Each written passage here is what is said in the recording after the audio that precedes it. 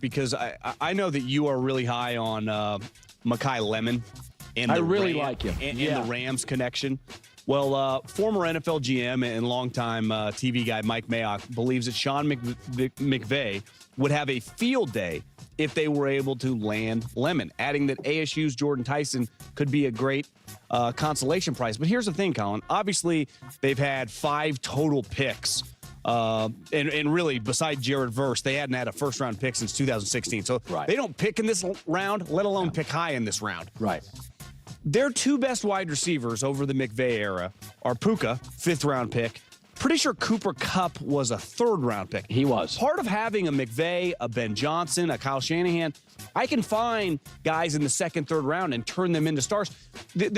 Why not get an offensive lineman here? When are they ever going to pick this high? Well, and this is a great point by you.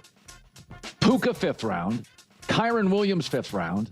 I mean, think about this. Blake Corum, 3rd round. Higsby, the tight end, I think was a 4th rounder out of like Eastern Kentucky or something. If you go, Devontae was a free agent. I think he was a 2nd rounder out of Fresno State. Ferguson last year from Oregon, the second round. They have, if you go look at their skill players, dude, it is a lot. They went and got Jordan Whittingham out of Texas in the 6th round. They got a 7th rounder out of Pitt, Mumfield last year, receiver. He's capable. So, I mean, it's a great point by you. McVay has made, 4th round on, they have crushed it with skill players since McVay's been there. I'd be thinking offensive line if the right guy was there, just because those guys are premiums. They usually go in the top 20, and the Rams, for the foreseeable future, may never sniff a pick that high. Again, back to the draft. Okay. So I want to keep focusing on the Los Angeles Rams. All right. I fully understand what both Colin and John are getting at. And I talk about this frequently. When you're an elite coach on your side of the ball, this is what you're paid to do. Identify talent, develop it, raise its level, and so on. I'm completely on board with that. But I do think, especially when we're looking at this through a very short-term window with Matthew Stafford, given where he is in his career, and given how brilliant and unique Sean McVay is as a head coach, and how brilliant and unique Matthew Stafford is as a pure thrower, if you can give him another top-tier target. Not a project who needs years of development and coaching up, which, let's be honest, takes time. But someone who can potentially make an impact and be special almost immediately, and now you have this offense absolutely loaded with pass catchers. I don't see how you stop that. Matthew Stafford will get you the ball. There isn't a single throw, not a single spot on the field that Stafford can't hit. And there's no defensive scheme that Sean McVay can't not only design to get you open, but also diagnose how defenses are rotating and what they're trying to take away. Let's be really simple and blunt about it. Wide receiver 1, 2, and 3. Sean McVay's ability to understand, okay, this is what teams are trying to do to shut this down, makes it so easy for him to then dial up looks where our 3rd receiver and 2nd tight end can absolutely feast. It's honestly like playing Madden. You just call hike, close your eyes, and hit triangle, square, X. Did he catch it? Oh, he caught it for 20 yards. Cool. Got it. It almost feels stupidly easy. On one hand, if you're a football fan, you should want to see this because it could be incredibly entertaining. On the other hand, you might think, no, that's not fair. That's too much of a cheat code. It's almost broken. And maybe I don't play fantasy football, but maybe I'm letting that kind of logic get the best of me. But I genuinely think that when you have a quarterback like Stafford, you can argue that if you just give him guys who can physically catch the ball at an elite level, combined with Sean McVay, it's essentially game over from an offensive standpoint. You could really argue that you don't need a dominant running game, or running backs who clearly add a ton. Obviously, you need running backs. And I get that they're talking about drafting an offensive tackle or something like that. Absolutely, that matters. But you're in a short-term window right now. And we've seen what truly gifted passers like Joe Burrow can do with a bad offensive line. As long as you have receivers who can catch, you don't even need a great run game. They can still deliver. We talk all the time about the importance of the O-line. But I think we might start being able to draw a real distinction between needing a great line for MO. Mobile, dual-threat quarterbacks versus true pocket passers. And it's almost counterintuitive because you'd think, well, mobile quarterbacks can improvise. And it's yes and no.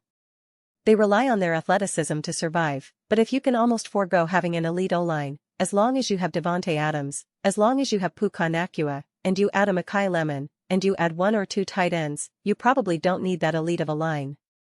Obviously, you want a good line.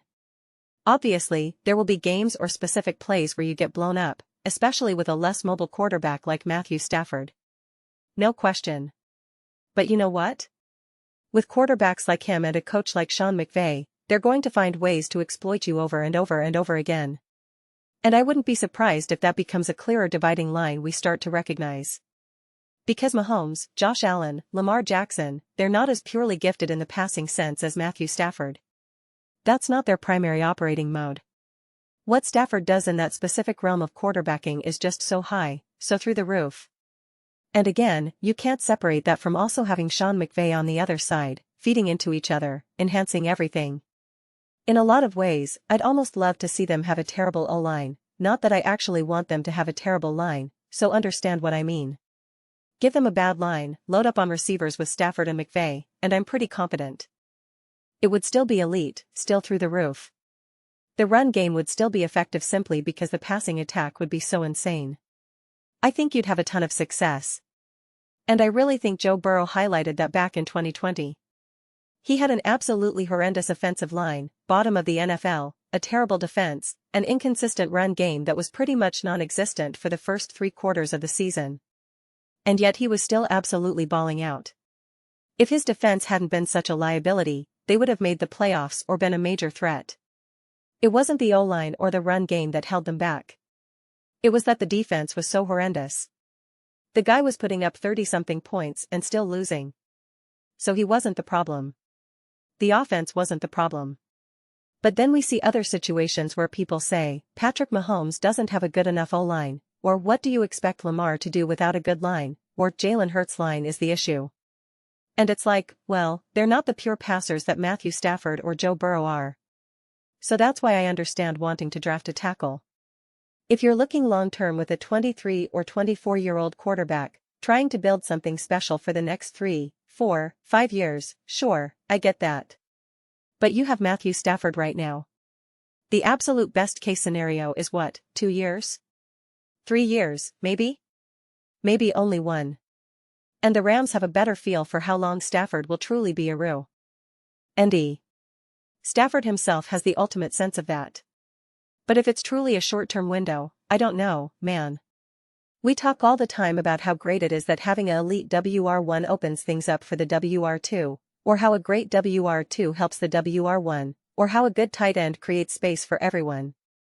What happens when you have 3 truly awesome wide receivers with a quarterback who can deliver the ball anywhere on the field, and a head coach who is at the absolute peak of offensive coaching?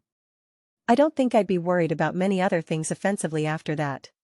Whether it's the run game, the O-line, tight ends, whatever. I find myself not that concerned. But those are just my thoughts. I'd absolutely love to hear yours. What do you all think about the Los Angeles Rams and the idea of drafting, whether it's Makai Lemon or any other potentially great wide receiver? Obviously, not someone who needs to be the immediate number 1, but someone who can make a pretty big impact early on, as much as rookie receivers tend to do.